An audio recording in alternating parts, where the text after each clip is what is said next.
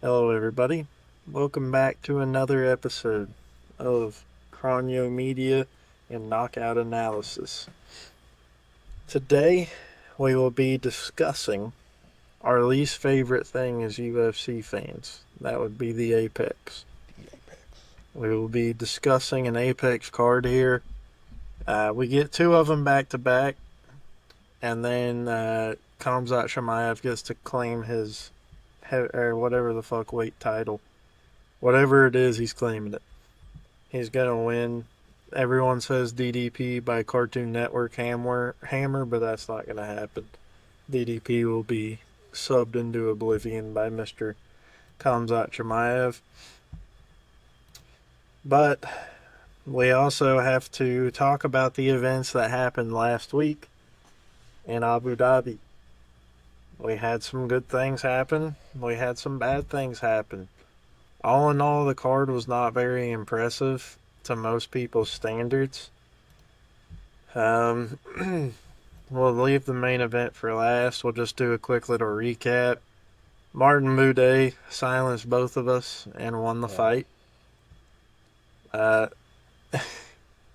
Herzog heard the news about everyone thinking that his stoppage in the Lewis Teixeira fight was bad. So in turn, he let a man have a third fucking forehead grow on his underneath his eye. And Muhammad Yahya, Stephen Gwynn absolutely beat the dog shit out of him for 10 straight minutes. Allegedly. Yaya was saying to Gwyn, "Let me up, bro. Let me up." He was still trying to fight Stephen Gwynn. He's still talking though, which is absolutely nuts, considering the clobber fucking that he received that evening. Yeah. Stephen Gwynn beat the dog piss out of him. Ebo Aslan with Pookie Bear, absolute subpar performance against Billy Elikana. I blame Magomed on Kalayev, but that's all I'm gonna say. That was one of the fights of all time. Tabitha Ritchie, as properly predicted by at least me, I'm not sure about you, but I properly predicted her to win that fight. Davy Grant, Wick got that one. He had some blow off steam that he needed to blow off from the restaurant business. Then he took that fight from Damon the Monster Blackshear. Muslim Sadikov starched Carlos Leal.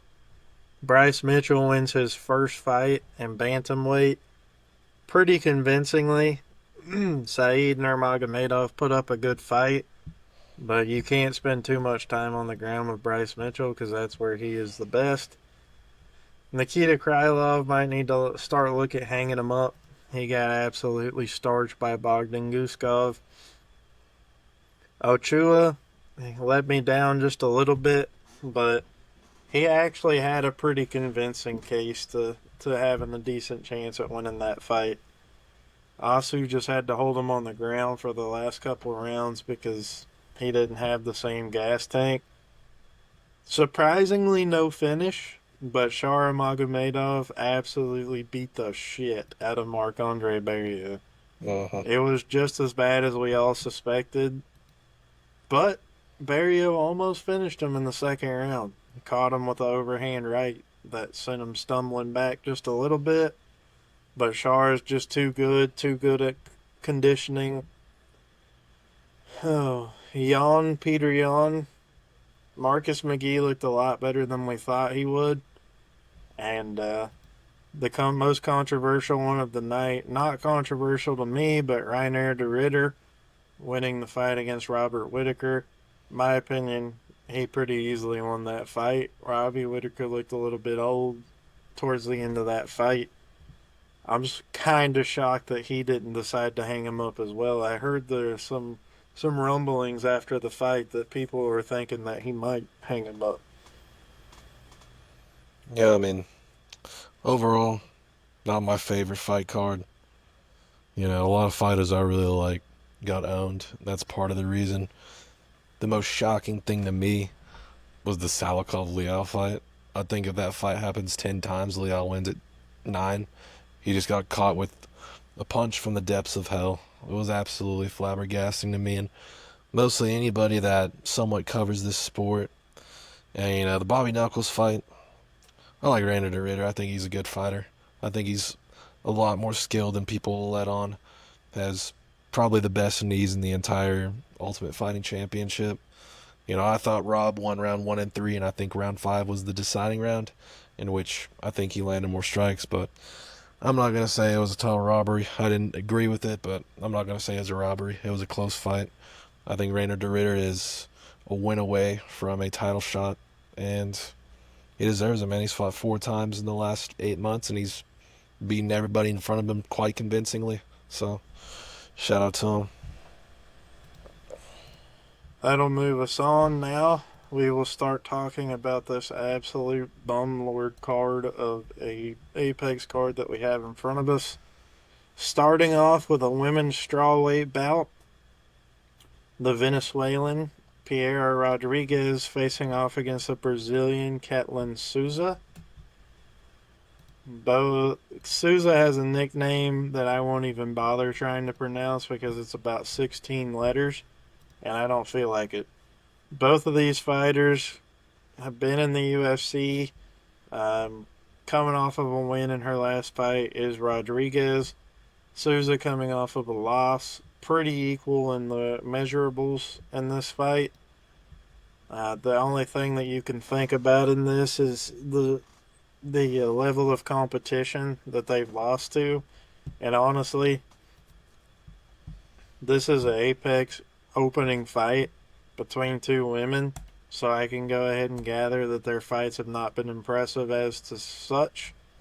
Looking at the cards here, it doesn't look like there's anything to dismantle my take on that. So that being said, I'm just gonna follow the line on this one, and I'm gonna go with Pierre Rodriguez as the 190 favorite to win by the ugliest split decision you've ever seen in your life. Yeah, I mean, I don't think it's going to be the most beautiful fight, to say the least. I don't think either of these ladies should be close to a 2-1 favorite. So, it kind of gives away, what I think on this fight. Minus 190 is kind of insane on Pierre Rodriguez, who hasn't really been super impressive, and neither has Souza. Her last win was against a kickboxer who could not get off the ground. She had like 10 minutes of control time. I very much remember this fight. Sitting there watching it and almost falling asleep on the first fight of the card because this lady could not get off her back and she was on the ground for 10 minutes. Caitlin Souza, she has been a massive underdog before. Excuse me, UFC Noche. She was a plus 400 and she came out there, she landed a strong right hand and she got the sub. She got the rear naked choke, choked out a Mexican in UFC Noche, in very hostile territory for her. And Angela Hill, Angela Hill's gonna win a split decision. That's just what Angela Hill does. She throws a lot of volume. Kellen Souza, I think she's gonna have a little bit more skill here, but I'm not gonna put my life on the line for either of these women to win this fight. But I'm gonna take Kaitlyn Souza by split decision. Interesting, interesting. A disagreement on the first fight of the card. Yeah. We will now move to the Brazilian on Brazilian hate crime. Rafael Estevam facing off against Felipe Buns. That's now your new name, buddy. Get used to it. Undefeated Rafael Estevam facing off against 14-7. You've got a football score for a record. I'm not going any further. You're losing this fight. Estevam will be 14-0. He's winning by second round knockout. Yeah, I mean, Felipe Bunis has not been way too impressive. He's split in the UFC, losing to the GOAT Josh Van, and beating what is that dinosaur with the long ass neck? Brachiosaurus Jose Johnson, who is 6 foot in the flyweight division, no longer in the Ultimate Fighting Championship. Is a Legacy Fighting Alliance champion. Has kind of had an up and down mixed martial artist career. Lost 3 in a row, pulled off a win, and then got into the LFA, where he had to take on, what the hell? This dude fought Jussier Formiga in his last fight. That's crazy. But yeah, he lost to Jussier Formiga literally at the very end of his career. I just don't think Felipe Bunis is going to be able to have anything on the ground for Estevam. Estevam is known to be very solid on the ground. His last fight was not super entertaining in that aspect, where Jesus Aguilar did not have many answers, and I think this fight's going to go the exact same way. I wish there were Andre Lima in this position, because I think this is another fight in which he could have gotten a finish, but Estevam replaces him, and I think he gets a sub in the first one or two rounds. That'll move us on to. I'm going to have to let you take this one because I don't have Tapology pulled up to know anything about this other guy. Is the Bashi fight? Yeah. Yeah, Bashi is fighting. Where's his name at? John Giannis, and I'm not really going to spend too much time on this one. Austin Bashi lost to Chris Rodriguez in his last fight. Christian Rodriguez, I don't really know how high he's going to get in the UFC, but he has beaten a lot of people in their first fight, regardless of their talent level. That's just what he's done. John Giannis, this is a short notice fight for him. He's coming off regional scene. Has a win over Nick Aguirre, a former UFC fighter who went 0-2. And a guy that has great cardio and trains all the time and who has had a full camp like Christian Rodriguez, or not Christian Rodriguez, like Austin Bashi.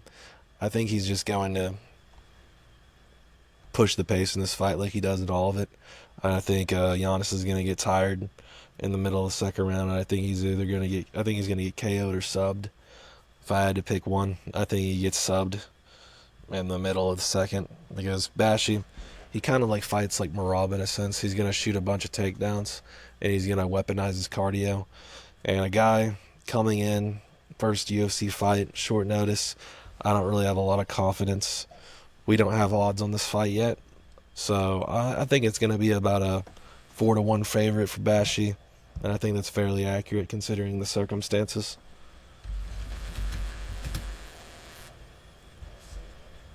Let me see here.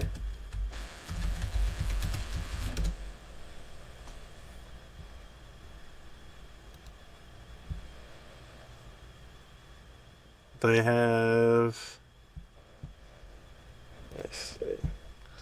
Yeah, they don't have it on fight odds either as far as the odds go. It's probably not going to be anywhere. I'd be surprised if it was. If it's on UFC's website, it's probably from the Bashi and Marshall fight. It's not on the UFC's website. Yeah. Tough scene. Yeah, they don't have it anywhere. Imagine being that bad in the UFC that they don't even give you odds whenever you're fighting someone that's making their UFC debut in the regional scene. That being said, I have no confidence in Austin Bashi. Give me John Giannis to shock the UFC world and win by devastating first round submission. Devastating. Shit. That'll move us on to our next fight. Nick Klein versus Andre Pulayev. Both fighters coming off of a loss in their last fight. 3-inch height advantage for Pulayev, 1.5 reach advantage, and a 1.5 disadvantage in leg reach for Pulayev. Mr. Nick Klein calls himself blue collar. His last fight, he lost earlier in the year to Abdul Malik via second round knockout. So that's how his UFC career has gone as of late. And his opponent, Pulayev, me and Whit were talking about earlier, he was in the London card, one of our first cards that we covered. And he lost his fight via unanimous decision to Chris Duncan. I think there's levels in the UFC. Unfortunately for Mr. Blue Collar, I don't think he's at the same level as Pulayev. I think Pulayev wins this fight by knockout in the third round. Yeah, I mean, both these guys are about the same spot in their careers at this point. They had very good Contender Series fights, and then they got moved up to a higher level in competition. Yeah, I know. Abdul Malik was in the same season of Contender Series as Klein and Pulayev, but I think Abdul Malik's one of the better guys to come off that season, even with his last fight being incredibly weird with Cody Brundage, who is the king of incredibly weird fights. But, the very obvious pick would be to take Pulaev, because Pulaev's incredibly technical. He doesn't put himself in a lot of danger. But we're talking about the middleweight division here, right? Guys like Rainer de Ritter and Rickus Duplessis, who don't have the greatest technique in the world, but just have crazy, as a lot of people would say, plot armor, and are able to pull out what Kron was saying at the beginning. What hammer was it? To take out. Cartoon Network, the Looney Tunes hammer. See, I think Nick Klein has that Looney Tunes hammer because he's just weird. He has a weird unorthodox fighting style. He throws spinning back fists. Almost caught Mansur Abdul Malik with it. Almost was able to put him away there. And he's a purple belt in BJJ, and he submitted a black belt in his Contender Series fight. And he runs up to Dana White and says, "Dana, sign me. John Jones is the greatest fighter of all time." And Dana White was like, "I know," and he got signed. So I think he's an unorthodox dude, kind of a little bit out of his mind, isn't going to have a lot of technique. And I think that is what you need in the middleweight division. And I'm going to take him to win this fight by Cartoon Network hammer in the second round. We will have the conversation in a separate video one day, probably our next week, that there is no UFC card to talk about on who's the GOAT, because I can damn sure assure you that it's not John Jones and his fraudulent ass. Anyways, I believe the correct thing that I saw on Twitter that I keep referencing is that DDP is going to win by the giant safe that Wiley the Coyote tries to drop on the Roadrunner all the time. So I just assume the Cartoon Network hammer works just as well. So we'll move now to the next fight. We have Rodolfo Vieira facing off against Tresean Why the Long Face Gore. And this fight will be incredibly contested. Both fighters coming off of a loss in their last fight. They're literally almost the same size in every single possible category, except one of them's Brazilian and one of them's American. One of them sucks and the other one doesn't. So Rodolfo Vieira is going to win this fight, and he's going to win this fight by submission. And he's going to win this fight by submission at 2 minutes and 47 seconds into the second round. Bookmark it now. 2 minutes and 40 seconds. Constant timestamps on his finishes, man. That's a ballsy maneuver. And I can't really disagree on this fight. I think the line should be wider. Rodolfo Vieira, yeah, he's 35 years old, but go look at pictures of this guy. Go on Instagram and look at this man train. He does not look like a 35-year-old man. Like, this dude is in the prime of his career, hasn't taken a lot of damage, was very good on some BJJ circuits before he did mixed martial arts, and he has a 100% finish rate, right? Like, this dude is not going to get outclassed on the feet by Tresean Gore. And if Tresean Gore thinks he has an advantage on the ground, I think he's in for quite a rude awakening. Tresean Gore, Ultimate Fighter guy, did win. Has had some surprising victories. Hindsight's 2020, but those guys weren't very good anyway. A lot of people didn't think he was going to beat Antonio Trocoli or Josh Fremd, and he subbed him. And that's really like his only path to victory in the UFC so far, and that's getting subs. And he's not going to do that to Rodolfo Vieira. And I don't think he's going to land a knockout blow either. I think Vieira is just better anywhere this fight goes, especially if it goes to the ground. I think Vieira by sub about 2 minutes and 39 seconds into the second round. That'll move us on to our next one. We got Rinya Nakamura facing off against Nathan Fletcher. Nathan Fletcher, another fighter that we have previously mentioned on the podcast before in the London card. He was brutally robbed in his home country of a victory over Kyle Laughlin. Rinya Dennis Rodman Nakamura is 9-1 in his pro MMA career. His only loss coming in his last fight via unanimous decision. He seems to be slight bit of a decision merchant. Kind of, I guess. His last 3 wins have come by decision. Looks like he can't finish. He's finished one person in the UFC, and his last 3 wins came against higher level opponents by decision. So it seems as though he just gets whatever he needs to get done to win the fight. Nathan Fletcher, boxing background for him. He also is pretty good on the ground as well. 7 wins by submission in his 9 victories. I'm going to give him this fight as a redemption fight here. I think that he wins this fight by first round submission. I'm going to say armbar. Yeah, I can't really say I understand the line on this one. Uh, really at all whatsoever. It's very baffling to me, especially after Rinya Nakamura's last performance, in which he shot one takedown, and wrestling's really been his bread and butter coming up from the road to the UFC and a few of his other fights. I mean, he looked terrible. He was a massive favorite too against Gafarov. He looked awful. He got dominated. He lost all 3 rounds. Moon Gafarov and his patch of hair on his back just absolutely took this fight away. And I just don't have a lot of confidence in Nakamura. I think Nathan Fletcher looked great in his last fight. You know, that was kind of a rivalry fight with Loughran. That was their second time fighting, in which he won the first one in Cage Warriors. I just don't really think he is going to lose, honestly.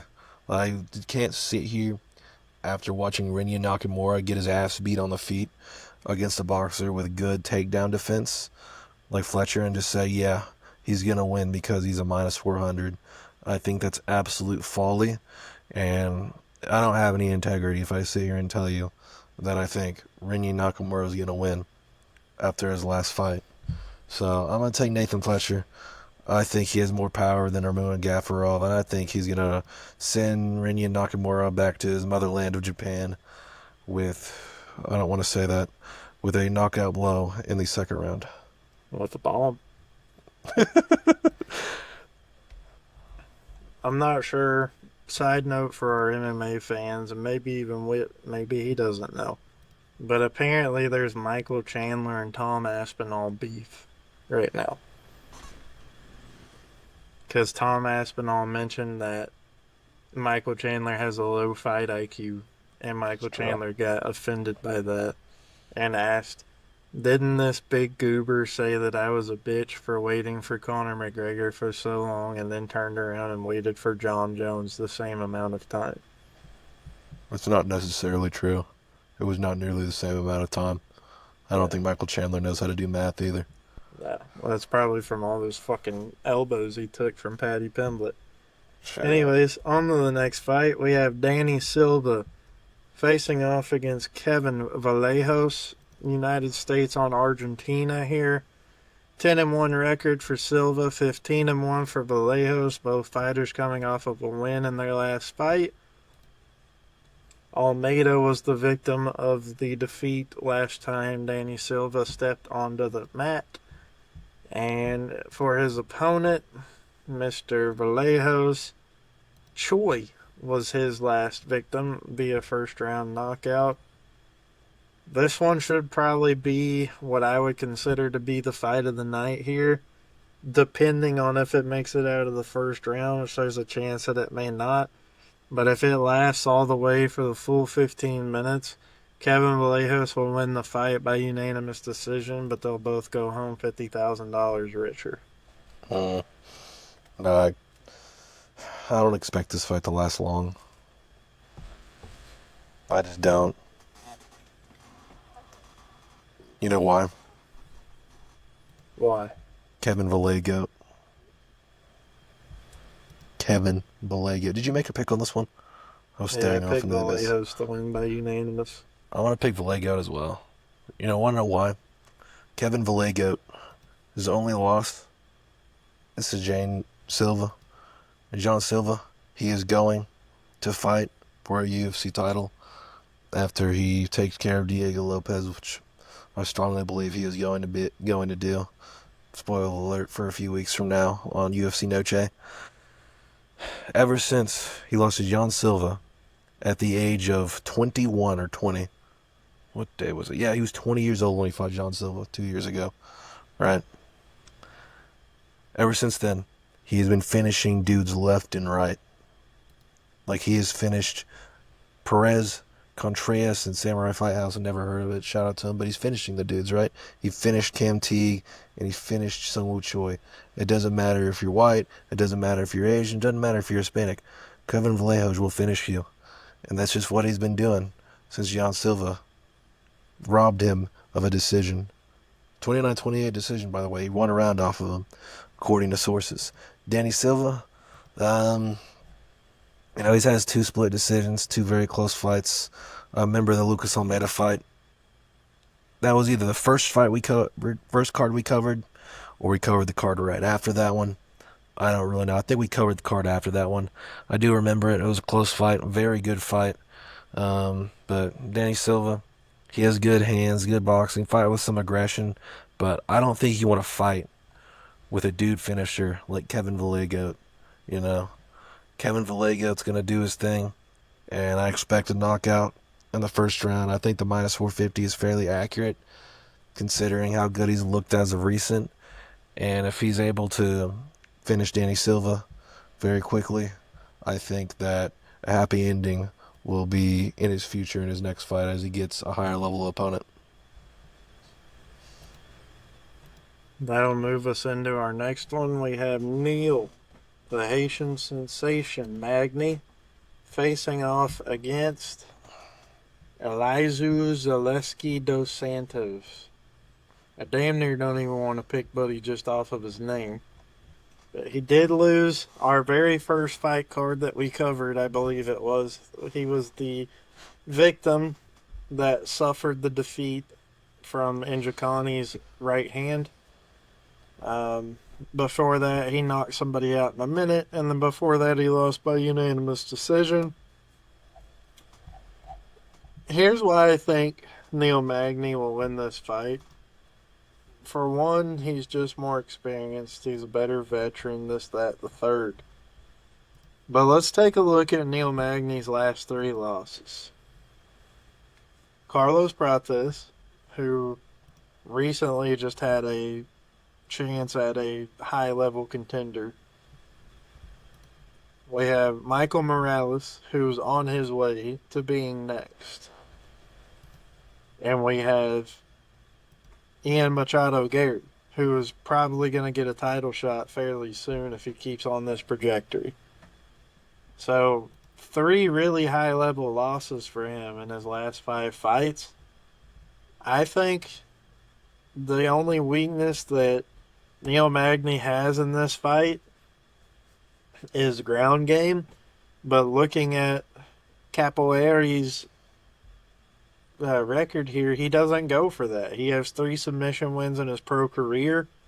I think Neil Magny can stand and bang with this guy, but I don't see a finish in this fight. I think that this fight goes the distance, and I think Neil Magny wins a 29-28 unanimous decision. Kron, you pretty much hit the nail on the head for me in this one. Neil Magny has went up against killers. Carlos Prates, who was fighting in his first main event, fought in his second main event recently, right? Lost. Michael Morales, who won a main event recently. Mike Malott, right? A guy he beat. He pulled victory from the jaws of defeat on the Strickland Duplessis card. Mike Malott's won his last 2 fights, one of them by finishing his motherland. Ian Machado Gary has had some main events, been in some pay-per-view spots, He's been against great guys, and, I don't really think the ground game is going to be a massive weakness. He has been subbed in a lot of his fights, but he's been subbed by absolute killers, right? Rafael dos Anjos, Damian Maia, Shavkat Rachmanov, Gilbert Burns. These are some of the best dudes in the ground in the history of the welterweight division. Zaleski dos Santos, he is going to be able to, he's going to want to kickbox and get into that type of groove, but I just don't see him doing it. He fought Chidi Njokuani in his last fight, a fight where he was just as big as a favorite in this fight as he is now, and he got dominated by the length. He couldn't get past the kicks, the front kicks, the side kicks. and he got finished in the second round. There was never a moment in that fight where I was like, wow, Zaleski dos Santos has a chance. He has that knockout win over Sean Strickland many, many years ago, and really hasn't done a whole lot since then. It was on a massive win streak in the UFC, and he's just been a win one, lose one type of guy. And he hasn't had a win since June 3rd, or well, here, he hasn't had a win since June 3rd of 2023 against real UFC competition. Zach Scroggin was a guy off the regional scene that picked that fight up on a week notice on, ironically, the Magny practice card. And he really was not a guy that I believe to be UFC caliber, as he got knocked out quite early in that fight as well, proving what I had considered to be true. And I can't sit here and say, I'm going to say it again, I can't sit here and pick Zaleski dos Santos as a 2-1 favorite when he was a 2-1 favorite in his last fight, and he looked absolutely terrible. While Neil Magny has been accepting all these fights, fighting absolute killers. I don't think Neil Magny's going to get a finish, but I think he is going to mix it up quite a bit, and I think he's going to be able to pull off a decision here, maybe a late ground and pound, like in the Mike Malott fight. I think it's a possibility. He's Neil Magny. There's one thing that's true about him in his career. He has never lost 3 fights in a row. I don't think it's going to change. Take the plus money if you're a gambler. And Neil Magny, I'm going to take it a step further. You're getting a late round TKO. 3rd round. That'll move us into our first ranked bout of the evening, where we will have Carol Rosa facing off against Nora Cornhole. Cornhole coming off of a win in her last fight, Rosa coming off of a loss. The tattoos per square inch of skin ratio on both of these females is quite impressive. Perez was the defeater of Mrs. Oh, that's the OnlyFans model, ain't it? Yeah, she Perez. Indeed. She lost to an OnlyFans model. Never mind, I don't even need to go any further. Nora Cornwall wins this fight by submission. Man, despite losing to an OnlyFans model, Carol Rosa has never lost 2 fights in a row. Never lost in 2 in a row. She's younger. She has longer arms. Nora Cornhole literally choked out a softball player in her last fight. I wouldn't put money anywhere near this fight, but I'll take the favorite on this one. I don't think Carol Rosa is going to lose 2 in a row. About a 20% confidence on it, but I do. And then when she loses, one of the 25 people in attendance is going to be Aline Perez, and she's going to throw cheeks on the screen while she's coming back from her knockout. You know what? I think Kron's prediction is a lot cooler than mine, but Carol Rosa, I think she's going to win a close decision. And that's all I got to say about it. And maybe, just maybe, Aylin Perez will still throw cheeks on the screen, because that's just what she seems to do on a day-to-day basis. Who wants to go win a Jose Cuervo giveaway with Tracy Cortez? Dude, ever since you said that on the last podcast, or it was maybe even a few episodes ago, I have been seeing it on my Twitter, and it's been disturbing. That's what I'm saying. Be some 50-year-old hairy dude's gonna win that shit. That'll move us into our next fight, which is a tough trigger subject for Mr. Barnes right now. Any Brazilian. We have Elvis Brainer facing off against Esteban Ribovic. This will be an interesting fight nonetheless. 16-5 record for Elvis. 14-2 record for Esteban. Both fighters coming off of a loss in their last fight. It looks like Ribovic may be even fighting up a weight class. Is that accurate? That is untrue. I believe so. Or maybe the other guy's fighting down one. But their weights are 10 pounds off of each other on here. And Brenner fought a lightweight in his last fight. Both these guys fought a lightweight in their last fight. I know that. I know Brenner in his last 2 fights. Hell, I know Ribovic in his last 2 fights fought a lightweight as well. So I don't know. I think they're tripping. Ribovic lost his last fight via split decision. He beat that fucking bum Daniel Zellhuber too, or whatever the fuck his name is. Mhm. Can't stand that dude. Michael Johnson Um, victim. Elvis Brenner coming off of a loss in his last fight to Alvarez. Before that, he lost to Neanderthal Khabib, and before that, he beat Krzyzewski by first round knockout. This fight, it's a high level decision fight, is what I think this is going to be, and I think Ribovic wins this fight by 29-28 split decision. I think it'll be a brawl, but it won't take fight of the night from the other two gentlemen. Yeah, man. I mean, as far as I'm concerned, Mr. Brenner's a fraud because Elvis died in the 60s, man. Give him his name back. 70s. Yeah, whatever. 60s, 70s, whatever. He died in the 70s. And, his 3 wins. How impressive are they, right, at this point? I once was a Guram Kutsadaladzé truther until I found out the truth was a lie. And he's no longer in the UFC. And for very good reason. He's lost his last two fights against higher level guys. And I think he's good enough to be in the UFC, but I don't think he's on the level of Esteban Ribovic. Ribovic, I believe, rounds 1 and 3 in his last fight. It was very close, but Ribovic was landing volume like he does so well, and I think he was more effective. I didn't really agree with the decision on that one. Zellhuber, him and Zellhuber put on the fight of the year at UFC No Chase, so back-to-back Apex appearances for him doesn't make a whole lot of sense to me, especially against a guy who is a decent finisher. I'll give him some credit, in Elvis Brenner. But I think Rivic's going to outvolume him and just make him look pretty easy. I could see a TKO, but due to the volume. But I think Ribovic doesn't have a stupid amount of power.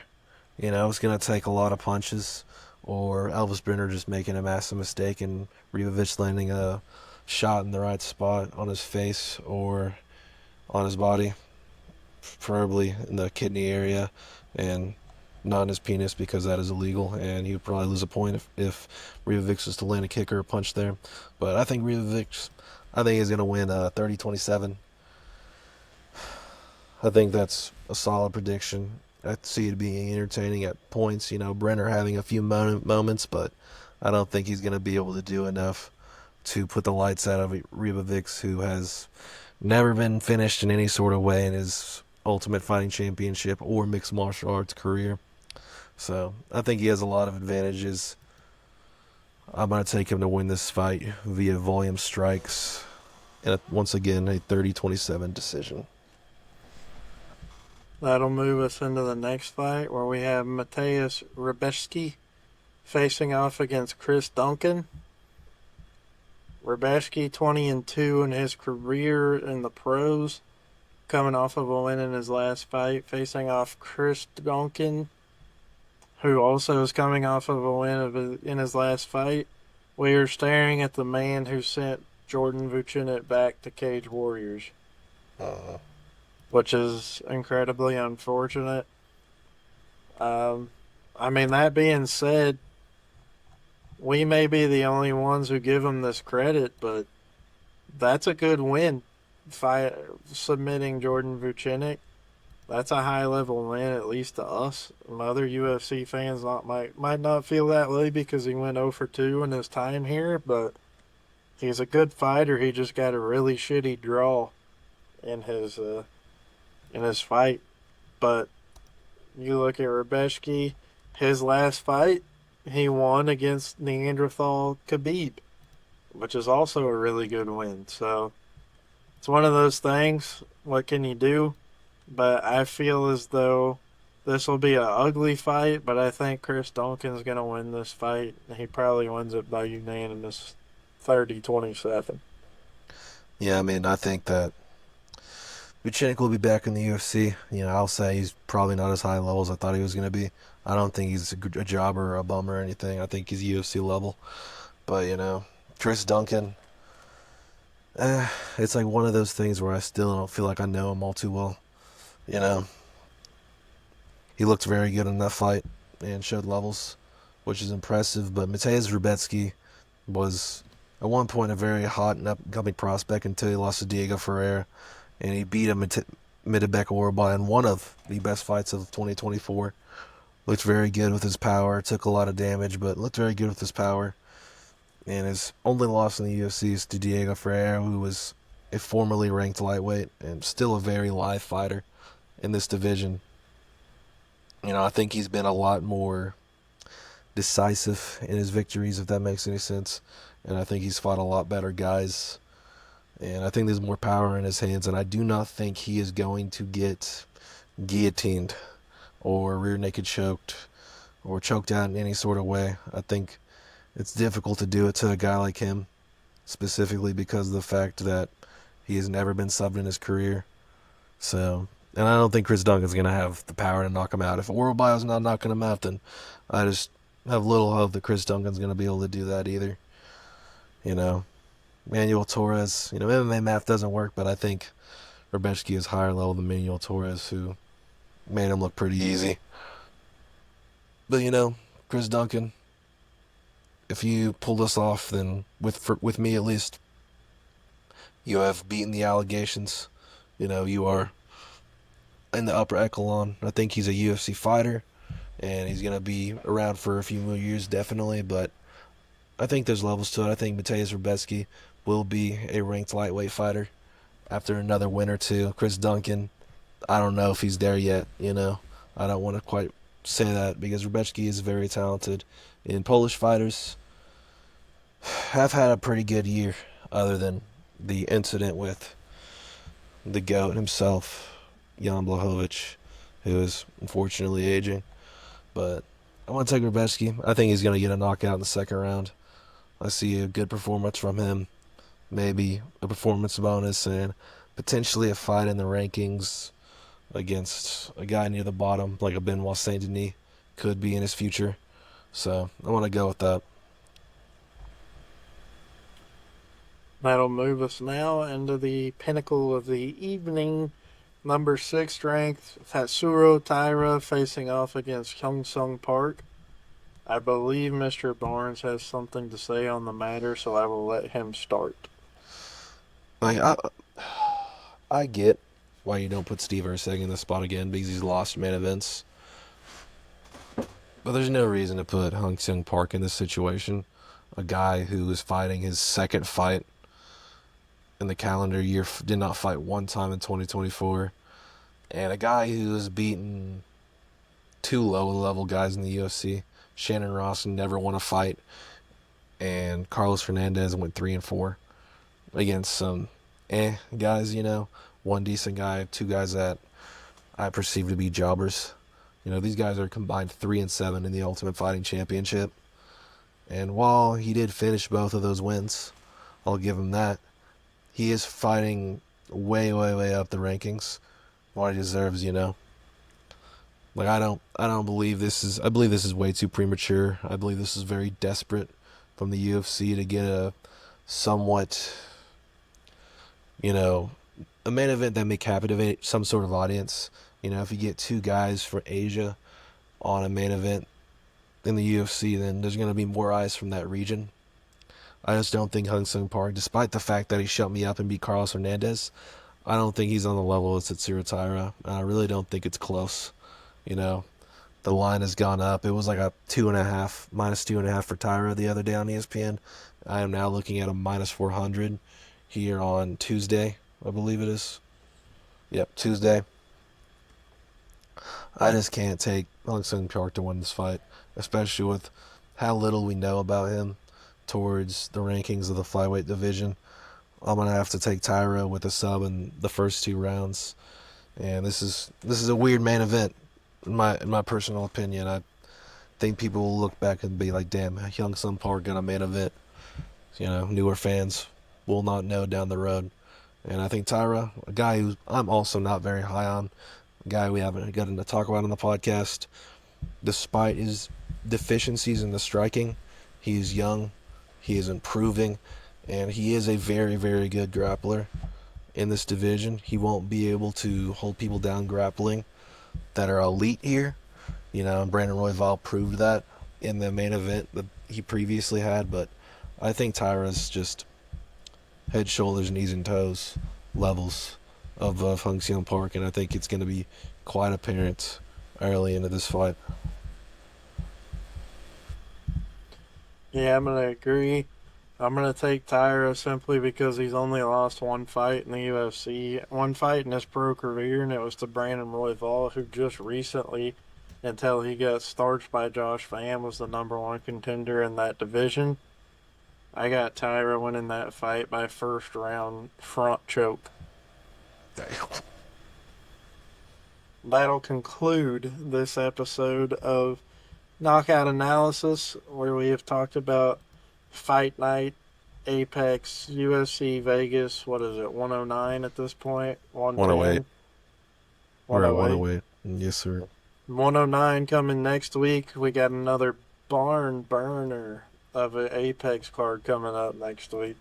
Indeed. So stay tuned.